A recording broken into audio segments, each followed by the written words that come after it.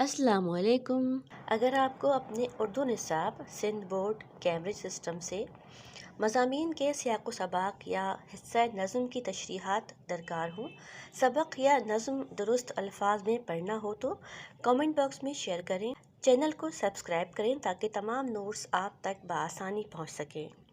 Notice پسند آئیں تو تھمس اپ دیں۔ شکریہ۔ علم سولی پہ چڑھا تب کہیں تخمینہ بنا، زہر صدیوں نے پیا تب کہیں نوشینہ بنا، سینکڑوں پاؤں کٹے تب کہیں ایک سینہ بنا، تیرے قدموں کے تلے یا میرے قدموں کے تلے۔ نوع انسان کی شب و روز کی تقدیر نہیں ہے۔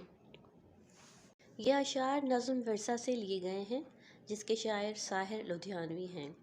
ان اشعار میں شاعر کہتے ہیں کہ وطن عزیز کو حاصل کرنے کے لیے جس قسم کی محنت اور جدوجہد کی گئی، اس کے ساتھ ساتھ علم و حکمت کے تحت کام کرنے والے بھی اپنے عزائم کے اور معاملہ فہمی کے ساتھ ساتھ جدوجہد آزادی میں شامل رہے اور برسا برس زہر کی مانند مشکلات کو جگر میں اتارا اور صبر و تحمل کے ساتھ برداشت کیا، پھر اس کے بعد کہیں جا کے زندگی کی صعوبتوں پر قابو پایا۔ جدوجہد آزادی کے سلسلے میں بے شمار محب وطنوں نے قربانیاں دیں اور اپنی جان اور مال و اسباب سب قربان کر دیا۔ اس کے بعد کہیں جا کے جدوجہد آزادی کے لیے راستے ہموار ہوئے۔ تمام محبان وطن قدم سے قدم ملا کر چلے اور متحد رہے۔ اس طرح کامیابی کی راہیں کھلتی رہیں۔